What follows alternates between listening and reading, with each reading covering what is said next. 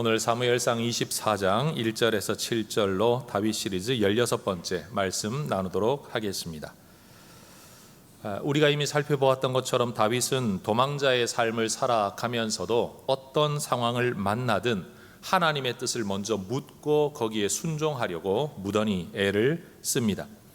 그 도망을 시작할 때가 사무엘상 21장부터 시작이 되는데, 가장 먼저 그는 성소에 들러 하나님의 제사장에게 도움을 구할 뿐만 아니라 자기의 앞날을 묻는 것으로 도망자의 삶을 시작을 합니다. 그리고 23장을 넘어가 보면 그일라가 약탈당한 소식을 전해 듣고는 내가 뭘 할 수 있을까요? 라고 묻고 순종하고, 또 백성들이 하나님의 말씀에 반대할 때는 거듭 하나님 앞에 엎드려 묻습니다. 그리고 그일라에 머물 것인지 말 것인지 또 하나님께 묻고 백성들이 해를 입지 않도록 어떤 결정을 내립니다. 여러분, 다윗은 계속해서 하나님의 뜻을 묻는 사람, 하나님의 뜻에 합당하게 살아가려고 애쓰는 사람, 하나님이 기뻐하시는 일을 하려고 힘쓰는 사람으로 지금 살아갑니다. 평안할 때가 아닙니다. 도망다니는 위기의 때에도 그는 그렇게 살아갑니다. 그런데 다윗이 사울을 피해 도망다니는 과정에서 하나님께 한 번도 묻지 않은 기도의 내용이 있습니다. 그것은 바로 하나님, 사울 왕을 죽이면 안 될까요? 라는 기도입니다. 다윗은 사울 때문에 이 모진 고생을 하고 있기 때문에 만약 사울만 사라지면 자기의 인생은 완전히 꽃피게 됩니다. 도망자에서도 노연하게 될 것이고, 당연히 자기가 이스라엘의 왕이 될 것이고, 그렇게 된다면 떵떵거리며 세상 모든 것들을 호령하며 살아갈 수 있습니다. 마음만 먹으면 얼마든지 사울을 해할 수도 있었을 텐데, 그는 이 일을 두고 한 번도 하나님께 묻지를 않습니다. 그런데 반면 사울도 하나님 앞에 엎드려 한 번도 묻지 않는 내용이 있습니다. 그 뭐냐? 다윗을 죽여도 되는지 안 되는지를 사울도 묻지 않습니다. 그런데 의도는 완전히 다르죠. 사울은 무조건 다윗을 죽이고 싶어서 하나님께 다윗에 대하여 묻지 않습니다. 이미 자기가 다윗을 죽이겠다는 뜻을 정한 상태에서 혹여라도 내 생각과 다를 수 있는 하나님의 뜻을 알고 싶지 않았기 때문에 그는 기도하거나 묻지를 않는 겁니다.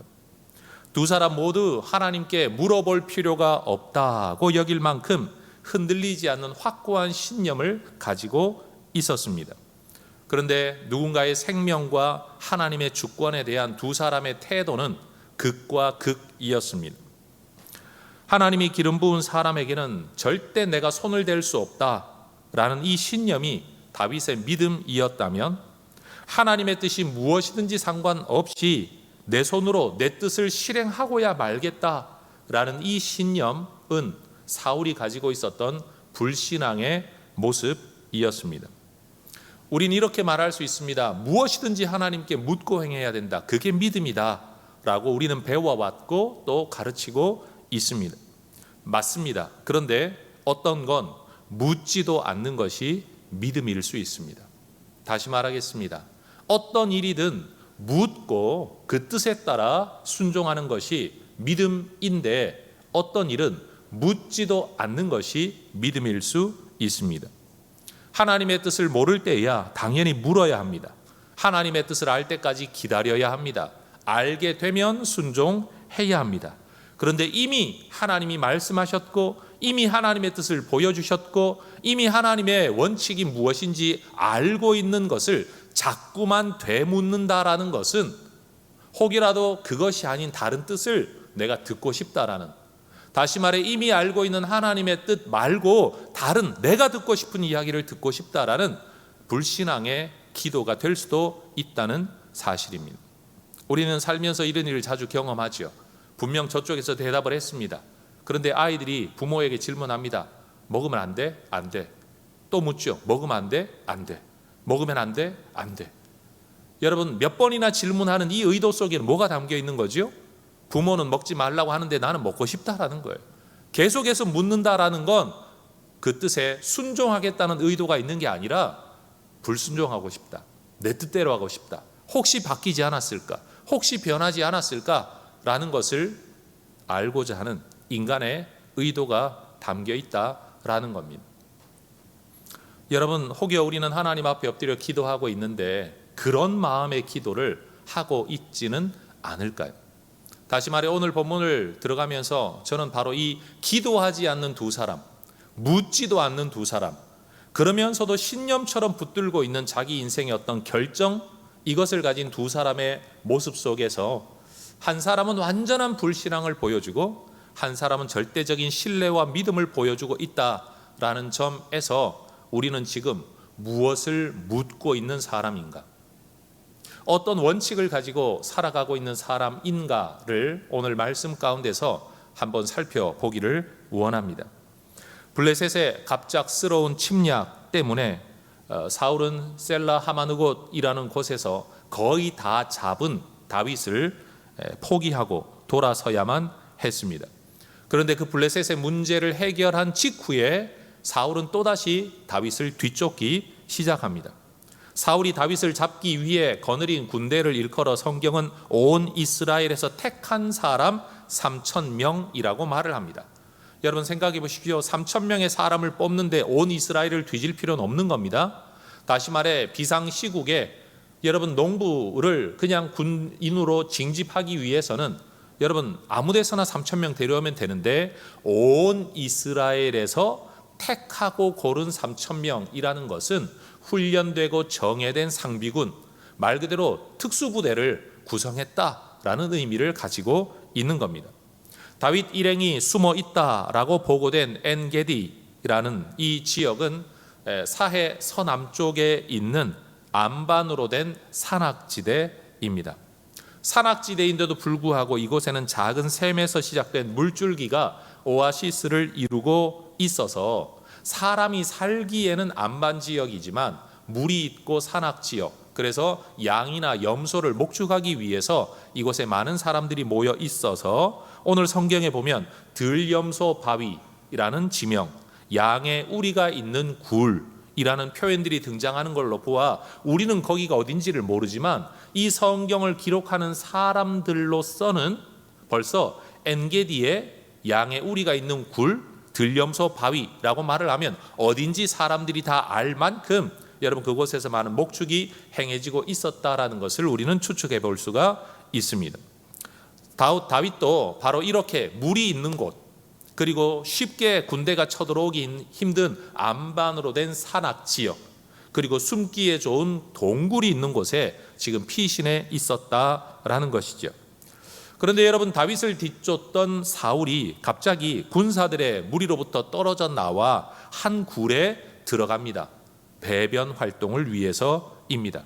그런데 공교롭게도 여러분 사울이 배변을 위해 들어간 그 굴이 다윗이 숨어 있었던 굴이었습니다. 물론 다윗을 따랐던 600여 명 모두가 그 굴 안에 있었다라는 건 아닌 것 같습니다. 여러분 우리가 잘 아는 것처럼 밝은 곳에 있다가 깜깜한 곳에 들어가면 사실은 이 조리개가 역할을 다 못해서 어두운 곳을 다 살펴보지 못합니다. 아마 사울도 밝은 곳에 있다가 어두운 동굴 안에 들어가 동굴 속에 뭐가 있을 거라고는 상상도 하지 않았을 것이고 또 살펴볼 시간적 여유도 없었을 것입니다. 상상해 보십시오. 저 동굴 저 깊은 안쪽 구석에서 여러분 사울이 걸어 들어오는 것을 지켜보고 있는 다윗과 그의 일행 몇 사람들, 그들은 지금 사울이 왜 이 굴에 들어오고 있는지를 모릅니다. 만약 사울이 앞장서고 있는데 뒤따라 군인들이 들어오고 있다면 자기들은 죽은 목숨입니다. 도망갈 곳이 없는 동굴에서 만약 그들이 나를 잡기 위해 발각되었기 때문에 군인들이 들어오는 것이라면 이건 죽을 고비를 맞이하게 된 겁니다. 얼마나 가슴이 뛰었겠습니까? 그런데 여러분 가만히 몸을 낮추고 숨죽여 걸어 들어오는 사울을 지켜보는데 사울 뒤에 아무도 따라오지를 않습니다. 그러고는 일정한 거리를 들어온 사울이 자기의 겉옷을 벗어 일정한 거리에 던져두고는 한쪽에 쭈그리고 앉는 모습이 보입니다. 여러분 하나님의 거룩한 일이 꼭 거룩한 모습으로만 나타나는 건 아닙니다. 우리의 일상적인 삶의 모습 속에서 하나님의 구원 역사가 다 이루어져 가는 거죠.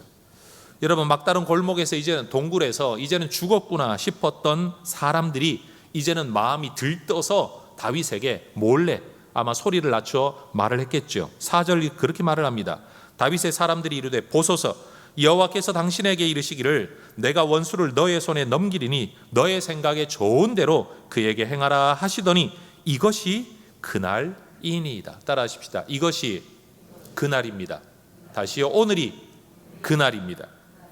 다윗의 사람들이 했던 이 말, 아마 그것은 그 일라의 문제를 두고 다윗이 거듭 하나님 앞에 물었을 때 하나님께서 백성들 앞에서 주셨던 응답의 말씀이 있죠. 23장 4절에 일어나 그 일라로 내려가라 내가 블레셋 사람들을 너의 손에 넘기리라 했던 그 말씀, 블레셋 사람들을 너의 손에 넘기리라, 이 말씀은 여러분 다윗의 사람들이 보기에는 블레셋이 되었던 사울이 되었던 다윗의 대적들이라면 누구든지 네 손에 넘기리라 라는 말씀으로 확대 해석했던 것 같습니다. 여러분 인간의 보편적인 특성을 따른다면 여러분도 한번 생각해 보십시오. 여러분이 동굴에 들어가서 배변 활동을 한다면 어두운 곳을 쳐다보고 앉겠습니까? 밝은 곳을 쳐다보고 앉겠습니까? 혹여라도 사람들이 들어올 수 있다라고 여겨지는 그쪽을 바라보는 게 기본적인 사람들의 심리일 것입니다. 그렇다면 지금 사울은요 동굴 입구를 바라보고 앉아 있는 겁니다. 다윗은 어디에 있습니까? 동굴 안쪽에 있습니다. 다윗이 지금 일어나 그의 부하들이 말하는 것처럼 여러분 쭈그리고 앉아 배변 활동하고 있는 저 사람 일어나 칼 한 번만 휘두르면 여러분 무방비 상태에서 얼마든지 처치할 수 있다라고 부하들이 이야기하는 겁니다. 지긋지긋한 도망자 생활을 끝낼 수 있는 겁니다. 차마 다윗이 장인 어른이 되는 사울을 자기 손으로 죽이지 못하겠다면 부하들에게 눈짓 한 번만 해도 부하들이 알아서 이 문제를 해결할 겁니다. 여러분 다윗이 사울을 죽일 수 있는 명분을 찾고자 한다면 하나 둘이 아닙니다. 선지자를 통해 자신을 왕으로 세우실 것이라는 약속의 말씀을 받은 신적 근거가 있습니다. 두 번 다시 찾아오기 힘든 절호의 기회, 다른 사람들에게는 해를 전혀 끼치지 않고 사울만 처단할 수 있는 절호의 기회라는 상황적 근거가 있습니다. 사울이 나를 죽이려고 했기 때문에 난 살기 위해 어쩔 수 없었다라는 정당방위라는 정당성의 근거를 내세울 수도 있습니다. 그리고 아무 죄도 없는 아무 잘못도 하지 않은 나를 죽이려고 해왔다는 사울에 대하여 쌓여온 분노, 내 내면의 억울함, 그것도 근거로 말을 할 수가 있을 겁니다. 다시 말해 사울을 죽이려고만 한다면, 요만큼의 마음이라도 있다면 그것을 합리화할 수 있는 근거는 많았다라는 겁니다. 뜻하지 않았던 블레셋의 침략이 다윗에게는 탈출의 기회, 사울에게는 실패의 기회가 되었던 것처럼 뜻하지 않은 사울의 이 생리 현상이 여러분 다윗에게는 복수의 기회가 되었고 사울에게는 목숨을 잃을 수밖에 없는 위기로 지금 찾아온 겁니다. 그런데 다윗은 사람들의 기대대로 몸을 움직입니다. 칼을 들고 나갑니다. 그런데 그는 사울을 죽이는 게 아니라 사울의 겉옷 자락만 살짝 베어 다시 돌아옵니다. 아마도 변을 보기 위해 겉옷을 벗어 일정한 거리에 두었기 때문에, 그리고 움직임을 굉장히 은밀하게 했기 때문에 들키지 않았을 거라고 우리는 추측해 볼 수가 있죠. 그런데 여러분 다윗은 사울을 죽일 수 있었음에도 불구하고 죽이지 않은 일, 얼마나 대단한 일입니까? 그런데도 왕의 옷자락을 조금 베어낸 것만으로도 다윗은 마음에 찔렸다라고 성경은 기록합니다. 따라하십시다. 마음이 찔려. 다시요. 마음이 찔려. 왜 그랬을까요? 누가 보더라도 대단한 일이 아닙니다. 죽일 수 있는데 죽이지 않은 것. 그런데 옷 조금 자른 걸 가지고 라고 말할 수 있었을 겁니다. 그런데 이것이 사람을 죽이는 일은 아니지만 왕의 옷자락을 조금이라도 손상시켰다는 이 일이 다윗에게는 어떻게 이해되었는가? 6절은 그렇게 이야기를 합니다. 내가 손을 들어 여호와의 기름 부음을 받은 내 주를 치는 것은 여호와께서 금하시는 것이니 그는 여호와의 기름 부음을 받은 자가 됨이니라. 여기서 친다라는 말이 반드시 죽인다라는 의미만 가지고 있는 건 아닙니다.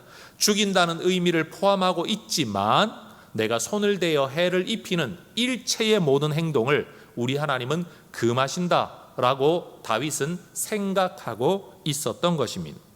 아무리 사울이 악한 사람이고 나를 죽이려 했던 사람이라고 할지라도 사울은 하나님의 기름 부음을 받은 자, 그리스도 메시아였습니다. 여러분, 메시아라는 말은 기름 부음을 받은 자라는 이 히브리어이고요. 그것을 헬라어로 그대로 신약의 언어로 옮겨왔을 때 그리스도라고 말을 하는 겁니다. 메시아와 그리스도는 같은 의미이고 그 의미, 내용의 뜻은 기름 부음을 받은 자입니다. 지금 다윗이 보기에 여러분, 사울 왕은 메시아입니다. 물론 우리가 생각하는 것처럼 우리를 죽음에서 구원할 메시아 이런 뜻이 전혀 아닙니다. 하나님의 목적을 위해 기름 부음을 받은 사람, 사명을 가진 사람이라는 뜻이죠. 물론 다윗 자신도 메시아입니다. 왜요? 기름 부음을 받았으니까요. 그러나 나도 그러하지만 사울도 그러했다라는 인식을 가지고 있었던 거죠. 왕의 옷을 베는 이 행위를 두고 누군가는 기껏해야 그 정도 일이라고 생각할 수도 있었겠지만 하나님의 사람을 대적하는 것은 하나님을 대적하는 것이다 라는 믿음을 가지고 있었던 다윗은 내가 왕의 옷자락을 잠깐 베어내는 이 일도 하나님께서 감히 하나님의 사람에게 손을 대는 하나님의 주권을 침해하는 행위로 하나님이 여기실까 봐 마음이 찔렸다라는 겁니다. 나는 아무 생각 없이 했던 말인데 여러분, 상대방의 마음에 아픔이 될까 하는 거, 이거를 고려할 줄 아는 사람은 신중한 사람이고, 여러분, 그것을 생각하지 않는 사람은 잠언에 근거하면 함부로 말하는 사람이 되는 것이죠. 다윗은 지금 왕의 옷자락을 베었던 것을 사람들은 죽일 수 있는데 죽이지 않고 옷자락을 벤 일로만 생각을 할 때, 다윗은 하나님의 기름 부은 사람에게 내 손을 부분적으로나마 대었던 일로 그는 인식하고 있었다는 사실입니다. 그러면서 다윗은 자기를 따르는 무리들에게 하나님의 기름 부음을 받은 사람은 절대 해하면 안 된다라고 거듭 지시합니다. 6절은 그렇게 말하죠. 자기 사람들에게 이르되, 말했다는 뜻이겠죠. 7절, 다윗이 이 말로 자기 사람들을 금하여 사울을 해하지 못하게 하니라. 여기서 금하였다라는 말은요, 단순한 권고나 지시 정도가 아니라 꾸짖었다, 호통쳤다라고 말할 만큼 강렬한 어감을 가지고 있는 금지 명령이었습니다. 여러분, 지금 사울은 편안하게 말 그대로 해우소, 자기의 근심을 풀고 앉아 배변 활동을 하고 있을 뿐이지만, 여러분, 다윗과 그의 사람들의 머리는 복잡합니다. 다윗의 마음속은 굉장히 복잡했을 것입니다. 그 과정 속에 사울은 자기의 일을 다 마치고 아무 일 없다는 듯이 동굴을 나서죠. 7절 마지막 구절, 사울이 일어나 굴에서 나가 자기 길을 가니라. 그랬습니다. 그는 자기 생각대로 자기가 했던 일을 마치고 자기가 가려고 하는 길을, 자기가 하려고 하는 일을 위해 지금 그 길을 가고 있습니다. 그 과정 속에서 다윗은 자기 길을 가는 사람, 자기 일을 행하는 사람, 자기 꿈을 펼치는 사람이 아니라 하나님이라는 생각 속에 그 옆에 존재하고 있었습니다. 자기 길을 가는 사울과 하나님의 길을 걸으려는 다윗, 아무 근심 걱정 없이, 기도 없이, 고민 없이 자기 길을 가는 사울과 사람들을 금하며 자기 마음에 갈등하며 마음에 찔리며 뭐라도 해야 되나 말아야 되나 고민하면서 살아가고 있는 다윗의 모습을 우리는 이 본문 속에서 보게 되는 겁니다. 여러분, 피할 곳을 찾아 도망자로 살면서도 누군가의 피할 곳이 되어가고 있었던 다윗이 사울 때문에 자기 생명 지키기도 버거워 도망다니고 있는 그 다윗이 지금 사울의 생명을 지켜주었습니다. 그냥 빼앗지 않은 정도가 아니라 혹여라도 누군가가 나서 그 일을 행할까 봐 부하들을 금하고 명령했습니다. 그리고 그를 도망하게 합니다.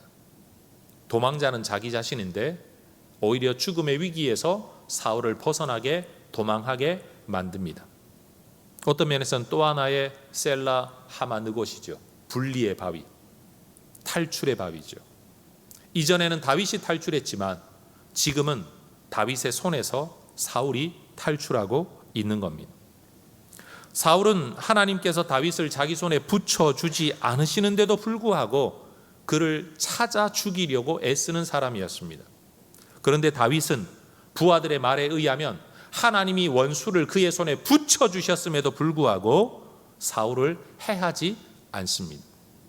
누군가는 주어진 기회마저도 여러분 포기하는데, 누군가는 주어지지 않는 기회, 하나님이 절대 허락하지 않으려고 하는 기회를 얻기 위해 길을 쓰고 달려드는 모습이 본문에서 대조되는 거죠. 그런데 여러분, 다윗은 쭈그리고 앉아 대변을 보는 원수를 바라보면서도 그를 바라보며 하나님의 기름 부음 받은 사람이라는 인식을 하고 있었습니다. 사람들은 원수라고만 바라볼 때 다윗은 하나님의 기름 부음 받은 사람. 다윗은 그 사람의 약점을, 인간성을, 연약함을 기회인 줄 알면서도, 보고 있으면서도 그 사람 속에, 그 사람 뒤에, 그 사람 위에 함께하고 있는 하나님의 주권을 함께 보고 있었습니다. 하나님이 없다라고 말할 수 있는 광야에서 또 하나님을 떠나버린 사람, 하나님께 버림받은 사람에게서 다윗은 하나님을 보고 있었습니다. 사울은 자기 내면의 감정을 따라 행동하는 사람, 폭력을 동원해서라도, 권력을 가지고서라도 내 원하는 문제는 내가 원하는 방식대로 내 손으로 다 해결하겠다라는 사람이었지만, 다윗은 자기의 삶뿐만이 아니라 다른 사람의 삶도 하나님의 주권에 내어 맡기는 사람이었습니다. 다윗이 사울의 손에 넘겨지지 않은 것이 하나님의 은혜와 섭리의 증거였습니다. 그런데 지금 본문에서는 다윗이 자기 손으로 사울을 처치하지 않는 것이 하나님 주권 신앙을 가지고 있는 다윗의 믿음의 증거였습니다. 우리는 대부분 하나님의 주권이라고 말을 할 때 그것을 따르기가 참 힘듭니다. 왜냐하면 내 뜻대로 안 되니까요. 내가 원하는 대로, 내가 원하는 시기에 내 마음을 좀 시원하게 만들어주지 않기 때문에 하나님의 주권에 내 삶을 맡기고, 다른 사람의 삶을 맡기고, 원수에 대한 처분을 맡기고, 악인에 대한 처분을 맡기기에는 우리의 마음은 너무너무 조급합니다. 그런데 다윗은 하나님께 다 맡깁니다. 아마 부하들의 눈에는 이런 다윗이 순진에 빠진 사람, 세상 물정 모르는 사람, 바보 같은 사람으로 보였을 겁니다. 그러나 우리는 압니다. 분명 이런 다윗이 하나님의 마음에 합한 모습이었다는 것을. 바로 이런 모습 때문에 하나님은 그를 복주시고, 내 마음에 합한 사람, 맞는 사람이라 내가 그를 통하여 내 뜻을 다 이루겠다. 왜? 내가 하면 하는 것이고 안 하면 안 하는 것이고 모든 것을 내 주권대로 행하는 것을 따라오는 사람이니까요. 여러분 한번 생각해 보십시오. 내가 무슨 뜻을 가지고 있는데 나를 돕겠다고 온 사람이 내 뜻을 거역하고 내 뜻을 거스리고 내가 원하는 타이밍과 타임 스케줄을 다 거스리고 자기 뜻대로 뭔가를 자꾸 하겠다고 나서는 사람을 제가 어떻게 나를 돕는 사람, 나와 함께 일할 수 있는 사람으로 제가 쓸 수 있겠습니까? 하나님이 다윗에게 하신 말씀이 그거죠. 내 마음에 맞는 사람이다. 왜? 내가 슬로우하면 그도 슬로우하고, 내가 패스트하면 그도 패스트한 사람, 내가 움직이면 그도 움직이고, 내가 멈추면 그도 멈추니 내 뜻을 다 이루는 일에 합당한 사람이라 라고 말을 할 수 있지요. 근데 나는 움직이지 않으려는데 자꾸 움직이려 하고, 나는 이 방식으로 하려고 하는데 자꾸만 저 방식으로 일을 하려고 하는 사람을 어떻게 하나님이 내 마음에 맞다, 내가 일을 시켜야 되겠다라고 마음먹을 수 있겠냐라는 것이죠. 성도 여러분, 어쩌면 지금 우리가 하나님께 더 분명한 모습으로 쓰임받지 못하는 건 내가 하나님을 따라가려고 하는 사람이기보다는 내 뜻을 자꾸만 하나님의 능력을 이용해 펼치려는 사람, 하나님의 권력과 하나님의 능력을 이용하여 내 뜻을 펼치려고만 하는 사람이기 때문에 어쩌면 하나님 손에 더 크게, 더 귀하게, 더 분명하게, 더 확실하게 쓰임받지 못하고 있는지도 모르는 거죠. 이건 여러분의 이야기가 아닙니다. 제 이야기입니다. 오늘 본문에 나타난 다윗의 모습은 성도들이 가지고 있는 자유, 분명 우리 손에는 자유가 주어져 있어요. 다윗에게 칼을 휘두를지 말지에 대한 권한이 다윗 자기 손에 있었어요. 그런데 그 자유를 어떻게 사용했는가에 대한 생각을 하게 만들죠. 사도 바울은 성숙한 그리스도인 하나님의 사람들이 추구하며 살아가야 할 어떤 판단 기준, 자유가 있지만 어떤 기준으로 살아갈 거냐를 이렇게 가르쳤습니다. 고린도전서 10장에 나오는데요, 23절, 모든 것이 가하나 모든 것이 유익한 것은 아니요 모든 것이 가하나 모든 것이 덕을 세우는 것은 아니다. 할 수 있다, 네 마음대로 해도 된다. 그러나 그렇다고 모든 것이 유익하거나 모든 것이 덕을 세우는 건 아니다. 그래서 24절, 누구든지 자기 유익을 구하지 말고 남의 유익을 구해라. 그리고 31절, 누구든지 무슨 일을 하든지 먹든지 마시든지 하나님의 영광을 위해 해라.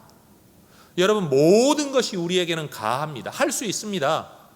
내가 지금 일어나서 뭘 한다고 해서 하나님이 갑자기 나를 억눌러 아무 일도 못하게 만드시지 않습니다.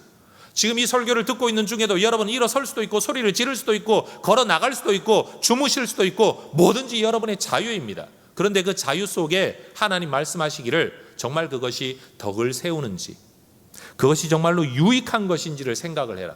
그런데 방향성은 분명해야 된다. 하나님의 영광과 다른 사람의 유익, 이것이 예수 믿는 사람들이 추구하며 살아가야 할 삶의 방향성이다.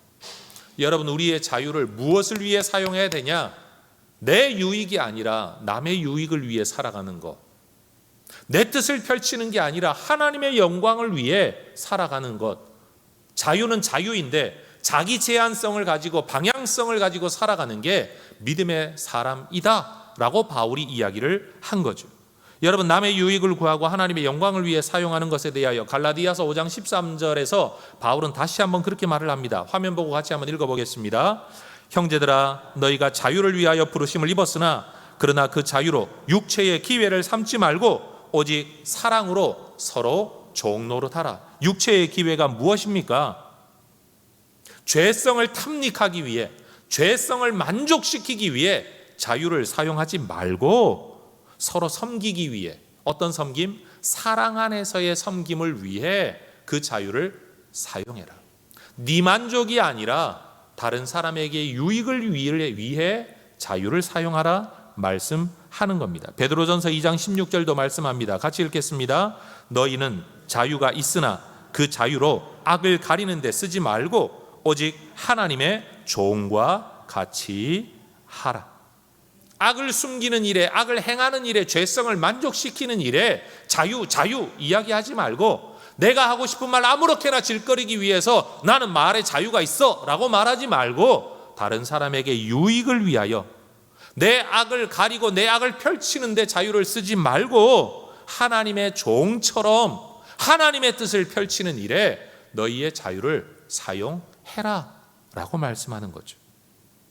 오늘 본문에 나타난 다윗의 모습이 바로 그런 모습 아닙니까? 죽일 자유가 있었습니다. 죽일 명분도 있었습니다. 근거가 있었습니다. 주변 사람들도 그렇게 하라고 부추기고 있습니다. 눈 한 번 딱 감고 칼 한 번만 휘두르면 인생 완전히 새로워지는 것 아닙니까? 그런데 그는 그 자유를 그런 방식으로 사용하지 않았습니다. 지금 다윗이 사울을 살려준 결과는 뭡니까? 앞으로도 언제 끝날지 모르는 도망자의 삶을 더 살아가야 되는 거예요. 부모와 떨어져서, 여러분 아내와 떨어져서 언제까지 이 삶을 살아야 될지도 모르는 그 삶을 선택한 겁니다. 한 사람을 살려주었다는 것이 다가 아니라 살려준 결과로 주어질 삶을 다윗은 선택했다라는 겁니다. 여러분, 이 고난의 도망자의 삶을 살아가는 다윗, 이런 고생을 자꾸 하다가 보면 사람들은 주로 두 부류의 반응을 보이는 것 같아요. 삶이 너무 고생스럽고 너무 고되고 고난과 고통의 연속이 될 때 나타내는 두 종류의 사람들의 반응. 첫 번째는요, 시련과 고난을 통해 사람이 억척스러워지고 거칠어지고 이기적으로 변하는 사람들이 있어요. 왜냐하면 아무도 나를 지켜주지 않으니까, 아무도 나를 도와주지 않으니까 나를 지킬 건 나밖에 없다.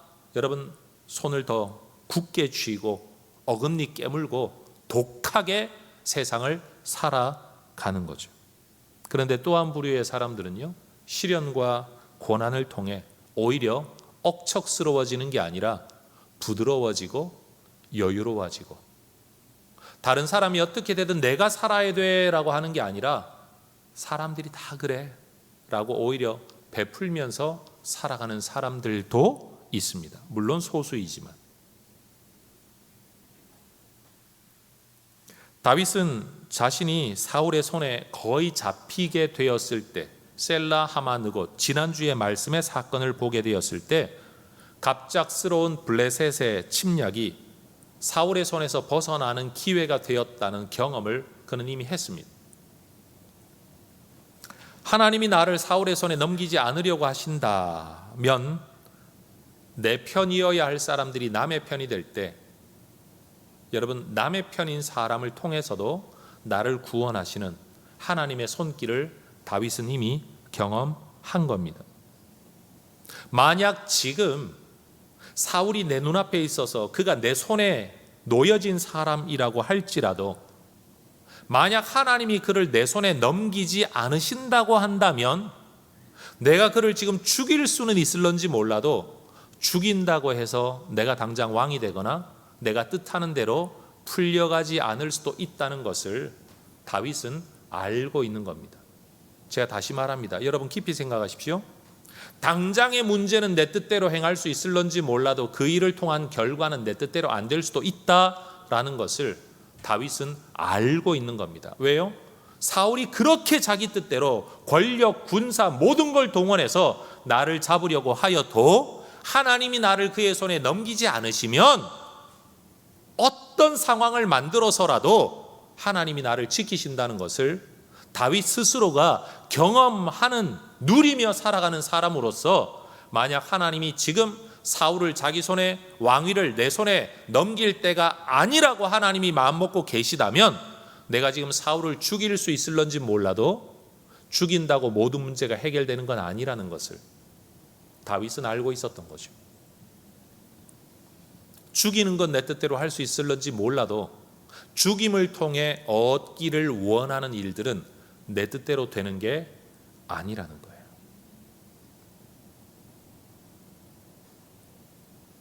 다윗은 하나님이 주시지 않으면 그 누구도 그 무엇도 가질 수 없다라는 하나님 주권의 신앙을 가지고 있었습니다.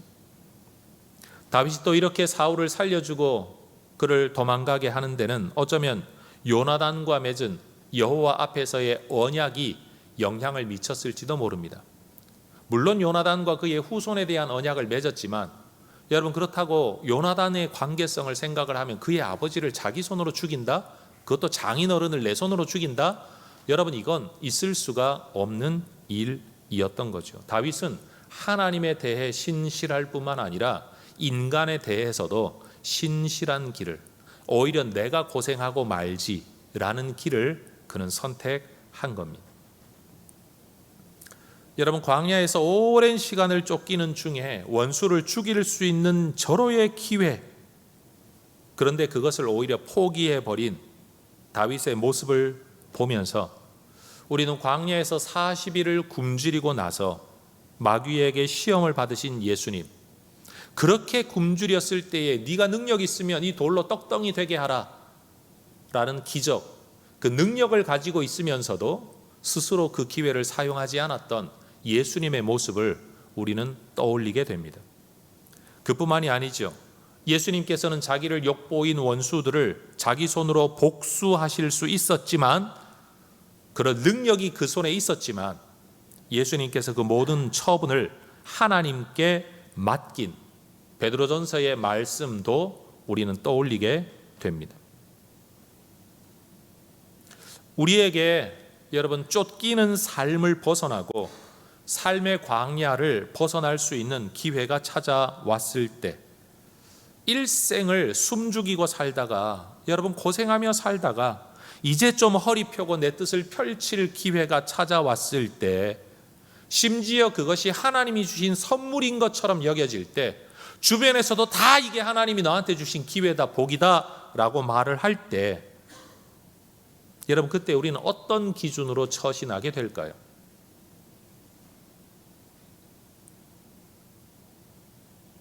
오늘 우리 시대는 어떤 결정을 하고 무슨 말을 하고 무슨 행동을 할 때라도 하나님의 이름을 도용해서 자기 뜻을 펼치는 경우가 참 많은 것 같습니다.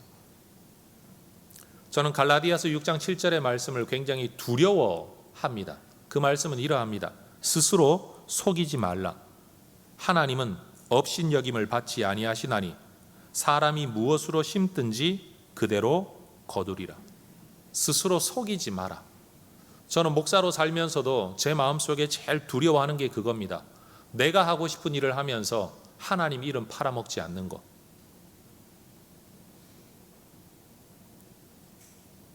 교인들이 잘 범하는 죄, 오히려 세상 사람들은요, 나 이 말 좀 하고 싶다라고 자기 말이라고 말을 해요. 그런데 교회 다니는 사람들은 어떻게 말하는 줄 아세요? 이게 하나님의 말씀이라 그러고 자기 말을 해요. 우리가 자녀들을 양육하면서도 잘 범하는 죄가 뭔 줄 아십니까? 아이들에게 내 말의 권위를 세우기 위해 자꾸만 목사 이름 팔아먹고 성경 팔아먹으면서 자기가 하고 싶은 말을 하는 거예요. 아이들은 알아요. 엄마가 지금 자기가 하고 싶은 대로 자기가 원하는 대로 하고 싶은데 그것을 자꾸만 신앙의 이름으로, 성경의 이름으로, 설교의 이름으로, 목사님 이름으로, 하나님 이름으로 이야기를 하고 있으니 아이들은 자라나면서 하나님에 대한 거부감이 자꾸 생기는 거예요. 목사에 대한 거부감이 생기는 거예요. 교회와 성경과 설교에 대한 거부감이 생기는 거예요. 왜요? 내가 하는 모든 것들은 다 안 된다라고 말하는 게 하나님이시라고 생각을 하니까. 그리고 신앙인의 위선을 보게 되죠. 하나님 하면서 결국 자기 하고 싶은 대로 다 하는 어머니와 아버지를 경험하는 겁니다. 교회 안에서도요, 하나님 이름 팔아먹으면서 성경 팔아먹으면서 자기 하고 싶은 대로 다 하는 목사들을 경험하기 때문입니다. 우리에게는 명분이 있어요. 정당성이 있어요. 다 너 잘 되라고 하는 거지. 다 너희들 복 받으라고 하는 거지. 다 교회를 위한 일이지 라는 정당성이 얼마든지 내세울 수 있어요. 그런데도 저는 두려워요. 혹이라도 그게 하나님은 속임받지 않는, 심는 대로 거두시는 것을 다 아시는 하나님. 그래서 여러분, 목회하는 게 얼마나 마음이 찔리는 일인지, 설교를 하는 게 얼마나 마음이 찔리는 일인지 모릅니다. 전 조심스럽게 우리 성도님들과 오늘 이 말씀을 좀 나누고 싶습니다. 여러분이 혀끝을 놀려 누군가에 대하여 한 그 말, 그 말이 어쩌면 하나님의 기름 부음 받은 자에게 대하여 해하는 말, 함부로 판단하는 말이 되어서 여러분, 하나님께서 과연 이 말을 기뻐하실까, 좋게 보실까? 여러분 한번 깊이 생각해 보시기를 바랍니다. 여러분, 그 기름 부음 받은 자가 단순히 여러분 목사만 두고 이야기하는 게 절대 아닙니다. 다윗 그렇게 말할 수 있어요. 나도 기름 부음 받았다. 너만 기름 부음 받았냐? 나도 기름 부음 받았다 라고 말할 수 있습니다. 그런데도 다윗은 그런 태도를 가지지 않았습니다. 내가 누구이든지 일단 그가 기름 부음 받은 자야. 그러면 내가 그 사람에게 어떻게 해야 되지? 이게 다윗의 고민이었습니다.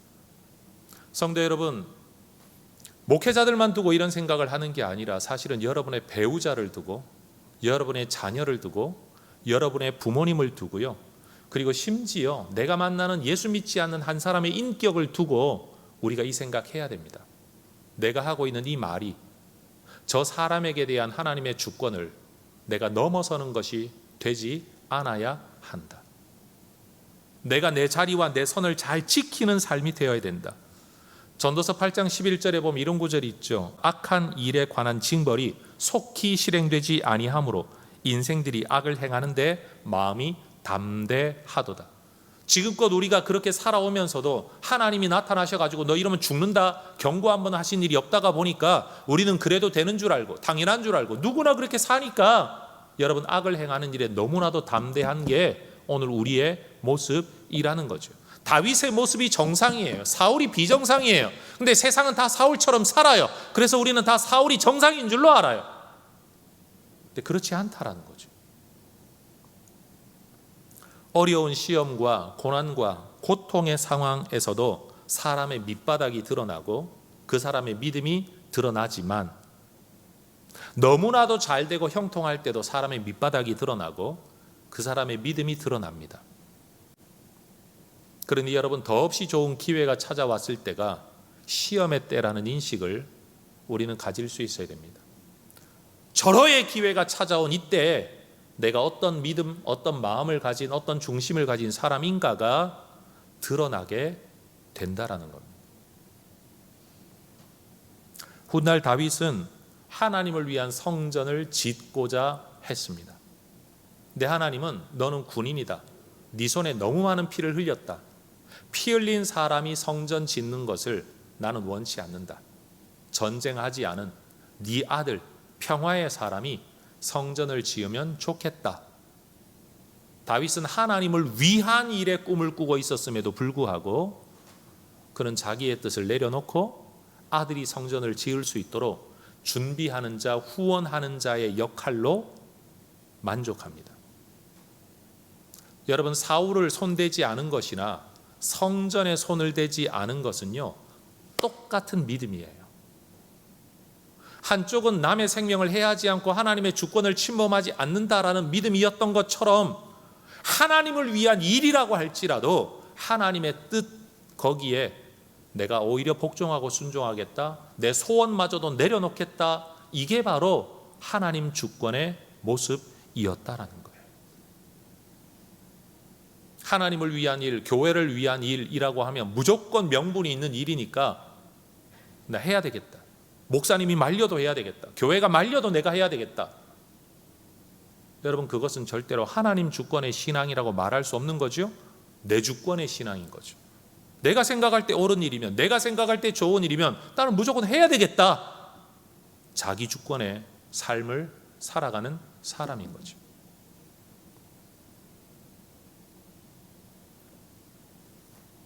여러분, 설교를 마치면서 저는 우리 성도들, 저와 더불어 우리 모두가 오늘 이 말씀 앞에서 정말 두려운 마음으로 우리를 돌아보아야 된다라고 생각을 합니다.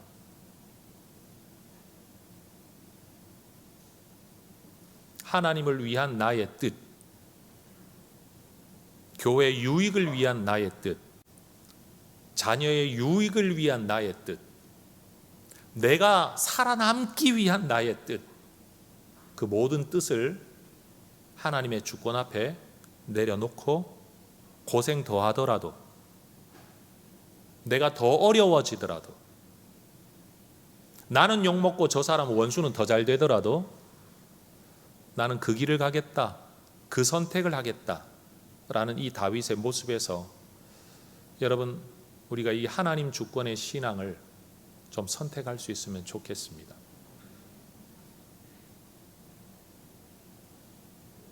내 유익을 위해 하나님의 능력을 이용하고 싶어하는 사람들, 저는 이런 사람들을 일컬어 종교인이라고 말하고 싶습니다. 내 유익, 내 꿈의 실현, 나의 축복, 내가 잘 되는 걸 위해 하나님의 능력을 이용하고 싶어하는 사람들, 진짜 신앙인은 내 꿈을 펼치기 위해 하나님의 능력을 이용하는 사람이 아니라 하나님의 뜻이 실현되기 위해 내가 가진 능력을 다 내어놓고 내가 가진 기회도 포기하는 거, 사실은 이것이 진짜 신앙인이라고 말을 할 수가 있는 거겠지요. 성도 여러분, 진정한 믿음의 길, 하나님 주권 신앙의 길, 우리가 한번 깊이 고민해 보는 이 한 주간이 되시기를 주의 이름으로 축원합니다. 기도하겠습니다.